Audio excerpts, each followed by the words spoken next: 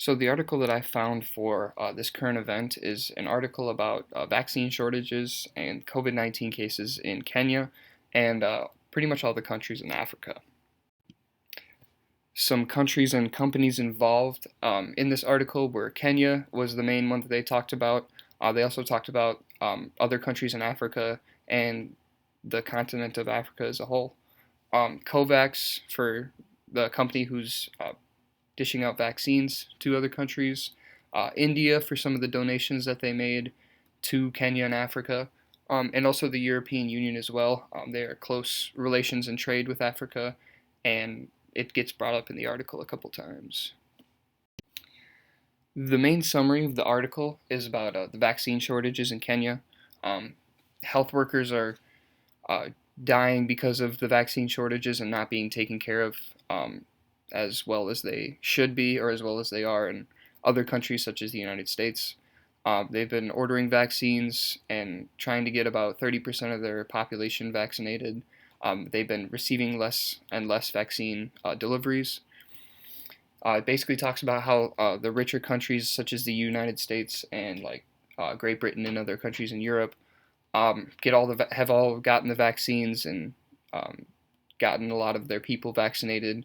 It also talks about how Biden wanted to get all adults in the United States vaccinated by end of May ish, um, and they've pretty much been ignored by the rest of the world. A lot of places that, a lot of ways that they thought they could get more vaccines from other people have really not worked out for them. And the only country that's really stepped up to do anything about it was India. They donated about 100,000 vaccines after they received their first delivery of vaccines, which was a lot less than what they were expected.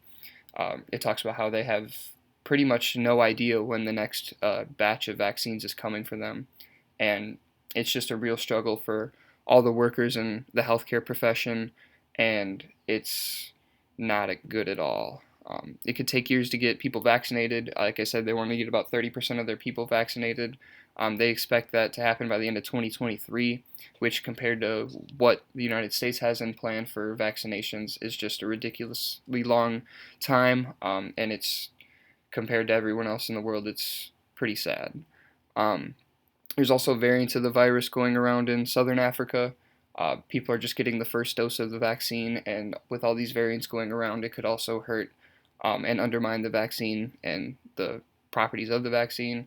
I'd also talked about how if poorer countries continue to not receive vaccines, how these variants could also undermine the people that have already been vaccinated in the richer countries, such as the United States, and how it could also affect what the original vaccine has and the properties that it has. My reaction to this was pretty crazy, that no countries helped out that much. India gave them about 100,000 vaccines when they heard that Africa got a lot less than they were promised. It's just crazy to me how not a lot of countries helped out, and I know that they've also been worrying about the people in their country, but the fact that even people with close trade relations with Africa, such as the European Union, which they mentioned in the article, um, didn't really help out that much, could possibly cause some um, effects in the future. The article stated that they were guinea pigs for the vaccine tests, and it's just kind of crazy how even the people how they volunteered to go through these clinical trials and go through these tests to make sure the vaccine was safe um, for human tests or for human consumption, pretty much was, and they didn't get any more vaccines is just kind of crazy to me. Um, their government it's really difficult to work with something during a pandemic, but the fact that they had very little protection for their healthcare workers was also astounding to me.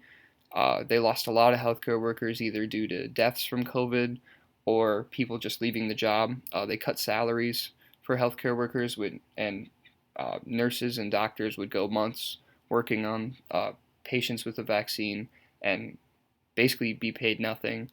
A lot of healthcare workers ended up just walking away from their jobs, which left a lot of uh, a need for nurses and a lot of closing of COVID-19 and isolation centers. And it's just crazy to me how they weren't protected at least a little bit. There's also an undercount of cases and deaths believed to be by the people there. They had about 120,000 cases was reported and 2,000 deaths. With the amount of the little vaccinations that they do have and the amount of people that keep getting sick, I feel like this is the undercount is also true. They've been promised less and less vaccinations. They wanted to get about 30% of their population vaccinated, and now that's not seeming to be possible until the end of 2023, which is just crazy because other countries like just us were expected to all be vaccinated by the end of the year, I think. Um, they originally wanted to get about 4.6 million doses of the vaccine. Ended up getting around 3. Uh, it came months later than expected. They don't have any clues when they're getting a next shipment of vaccines, and the communication to the country is just really crazy to me. My question is, what effects could this have on trade if the situation continues to get worse for poor countries with no help? Countries like this are really struggling during this COVID-19 pandemic, and they really need some help. So, what effects could this have on the trade with the other countries that are in close trade relations with countries like Africa?